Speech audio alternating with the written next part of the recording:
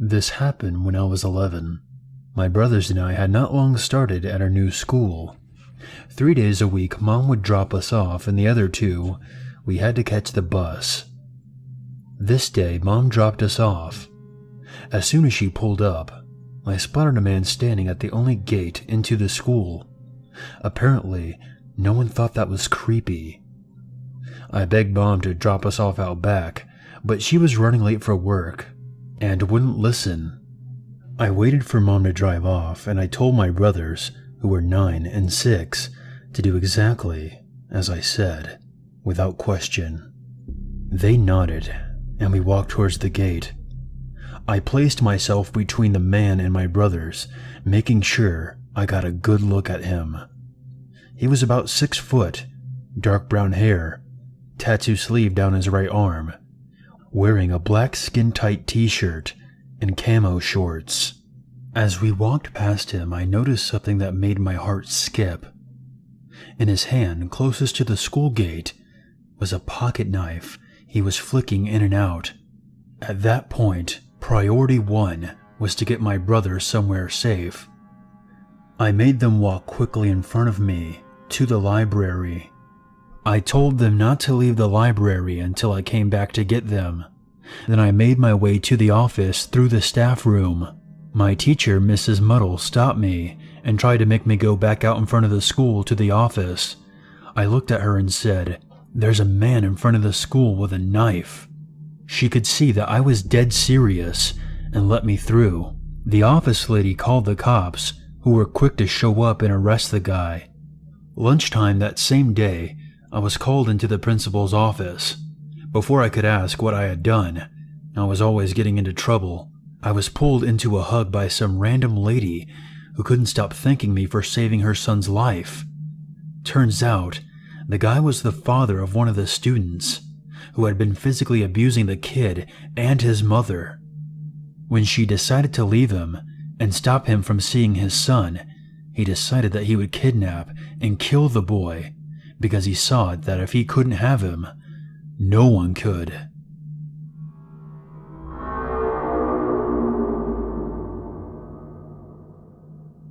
My father passed away when I was 4, the summer before I started kindergarten.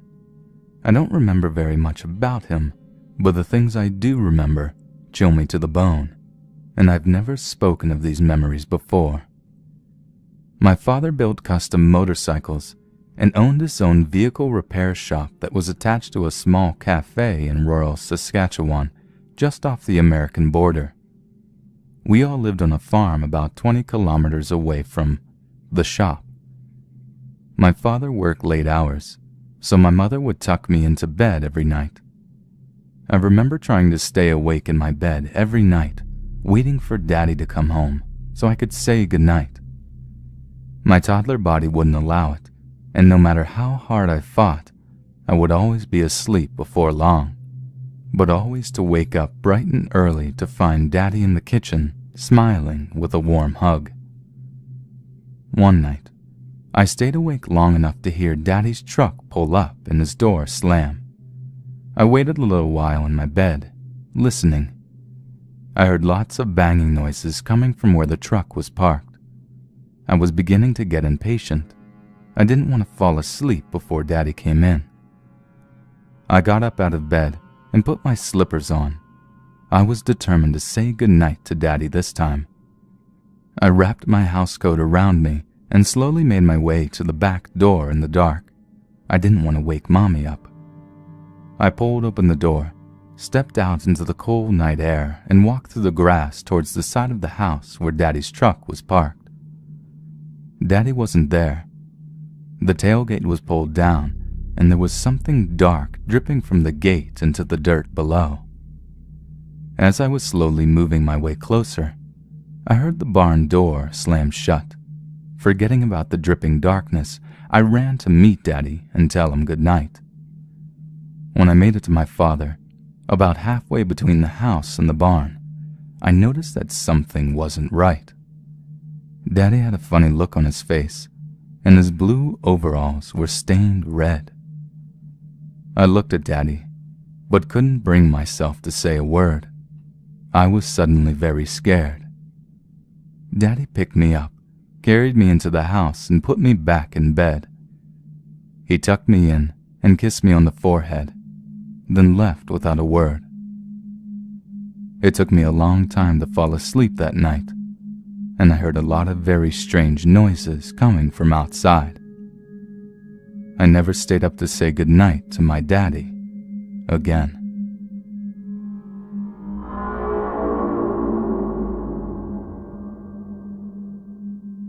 When I was a kid, around 8 years old, I took karate lessons at my local mini-mall.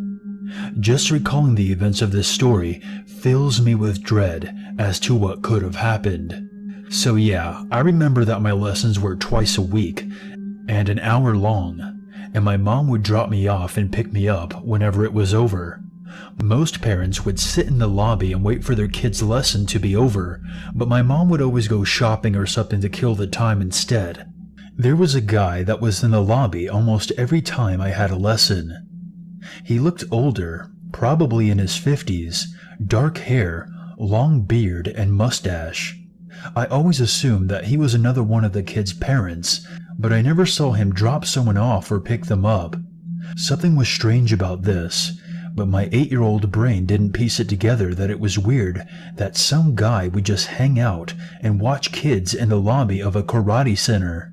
So one day I graduated up to a green belt, or yellow belt, or something, doesn't really matter, and my mom dropped me off at the same time that she always did. However, she didn't realize that I was in a different group of lessons now, and I wasn't able to participate in the class. So instead, I decided that I would look for her in the mini-mall.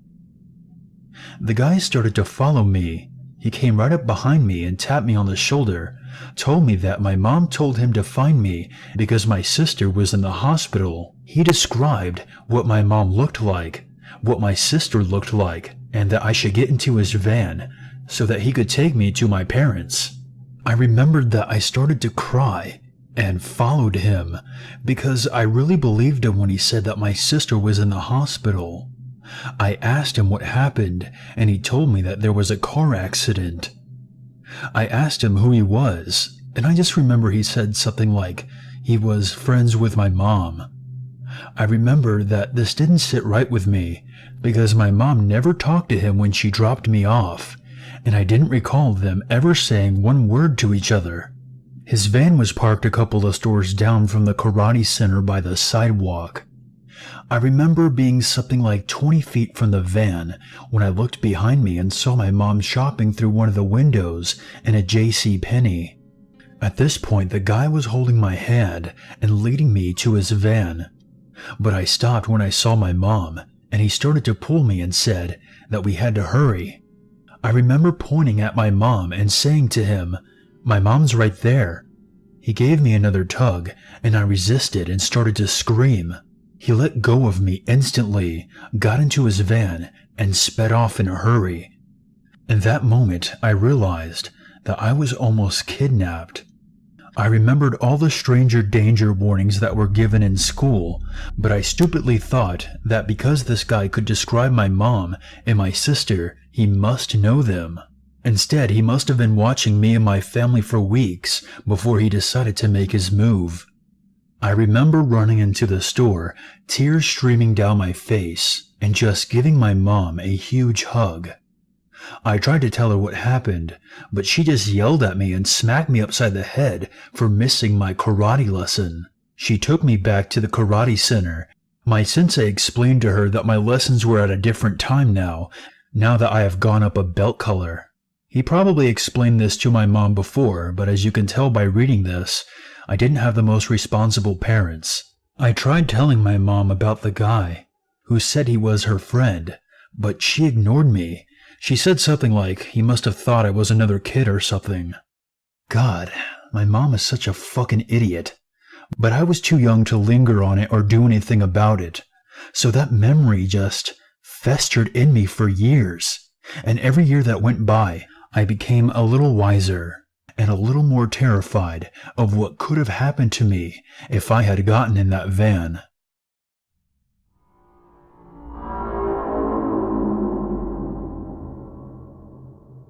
Long story short, I haven't seen my mother in a very long time. Since I was maybe 13 or 14, and between being born and her disappearing forever, I didn't see her all that much based on the fact that she had very little interest in me or being a mom in general. I was younger when this happened. My grandmother got me into ghost stories, and so they didn't really scare me particularly. When I was maybe 7 or 8, I was used to my mom not really paying attention to me, and we resided in a house with her mother where I spent most of my days alone or with my grandma, who was literally insane. She'd buy me things and tell me how sorry my mother was for everything she'd done to me. It was bullshit. It was a dismal existence in that house, and it was my last full day before going back to where I was happy, my father's mother's house. Anyway, my mother looked like shit. She was heavy into cocaine, and she just looks at me. "Hey, you want to go see something cool?" I thought it was that day that her mom said would come, when she'd finally quit treating me like I didn't exist. I just nodded and followed her out to her car. We live in Colorado, and my mother was based in a little one-horse town in Washington State. She hadn't been in Colorado much. She'd come when I was 2 years old, I think. Needless to say, she didn't know Colorado very well. So we got in the car and we began driving. We drove past every single place that I knew, and I asked her where we were going. She didn't reply. We ended up in a tiny town, smaller than her hometown. All the buildings were old, and both the restaurant and bookstore we went into smelled musty. We spent some time in a used bookstore, where she immediately left me and went to her own section. She often just left me alone in public places, and had left me in them a few times, so I thought moms were just supposed to do that. I went to the kids' books, and after a while my mother came and found me and said, "Let's go." Thinking the adventure was over, I got into the car and thought nothing more of it. When I settled in the car and was ready to go over to my other grandmother's house already, she looked back at me and said we were going to that cool place she was talking about. I sat back and waited and watched out the window, and my mother stopped at a very old cemetery. I felt my small chest tighten as my mom got out of the car and looked at me expecting me to get out of the car. I did so, and like in the bookstore, she wandered off. The huge lot had all big tombstones all sticking out of the ground, so I wandered around for a while and all that. After probably an hour or so of wandering around the cemetery on my own, looking for my mother, she popped up out of nowhere and said she wanted my picture. She put me next to a random tombstone and snapped a picture with her camera she apparently kept in her purse. Most of my life I was terrified of my mother, and when she left when I was 13, she was taken away for something I don't really feel comfortable talking about. However, when I found out that something was actually off with her, and that she was considered as mentally gone as my grandmother, I can't help but think of what was going through her mind, and what possessed her to bring me to a cemetery in a town I'd never been to. Scary or not to you, it haunts me.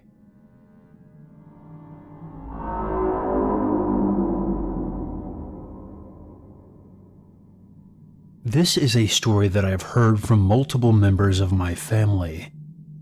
It didn't happen to me personally, but I have no reason not to believe what I've been told.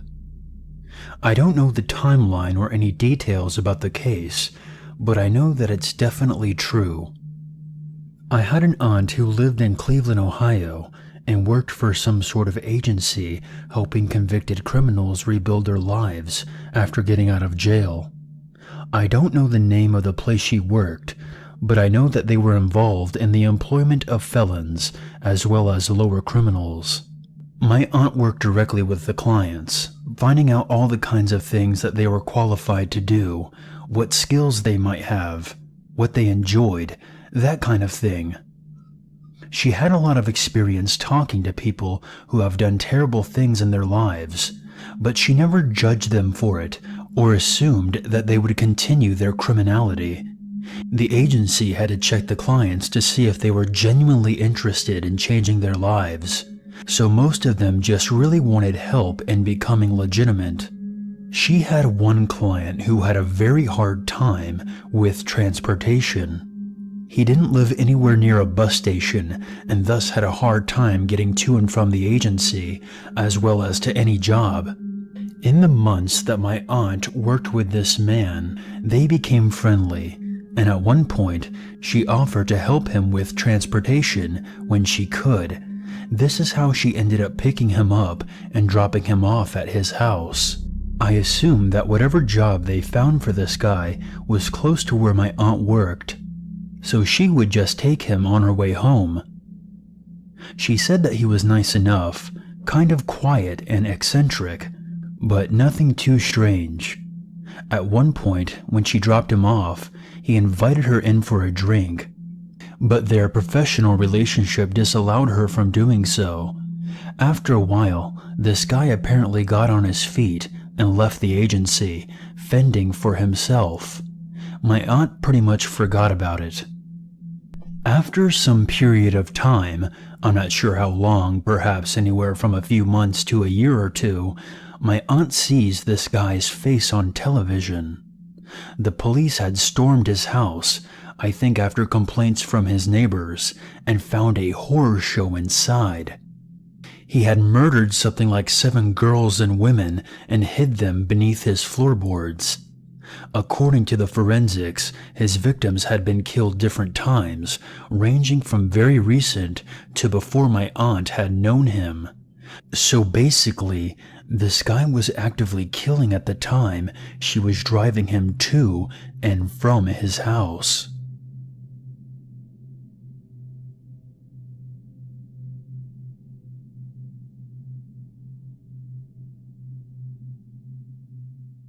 "6 foot, dark brown hair, tattoo sleeve down his right arm, wearing a black skin-tight t-shirt and camo shorts." As we walked past him, I noticed something that made my heart skip. In his hand, closest to the school gate, was a pocket knife he was flicking in and out. At that point, priority 1 was to get my brother somewhere safe. The office lady called the cops, who were quick to show up and arrest the guy. Lunchtime that same day, I was called into the principal's office. Before I could ask what I had done, I was always getting into trouble. I was pulled into a hug by some random lady who couldn't stop thanking me for saving her son's life. Turns out, the guy was the father of one of the students, who had been physically abusing the kid. This happened when I was 11. My brothers and I had not long started at our new school. 3 days a week, Mom would drop us off, and the other 2, we had to catch the bus. This day, Mom dropped us off. As soon as she pulled up, I spotted a man standing at the only gate into the school. Apparently, no one thought that was creepy. I made them walk quickly in front of me to the library. I told them not to leave the library until I came back to get them. Then I made my way to the office through the staff room. My teacher, Mrs. Muddle, stopped me and tried to make me go back out in front of the school to the office. I looked at her and said, "There's a man in front of the school with a knife." She could see that I was dead serious and let me through. I begged Mom to drop us off out back, but she was running late for work and wouldn't listen. I waited for Mom to drive off, and I told my brothers, who were 9 and 6, to do exactly as I said, without question. They nodded, and we walked towards the gate. I placed myself between the man and my brothers, making sure I got a good look at him. He was about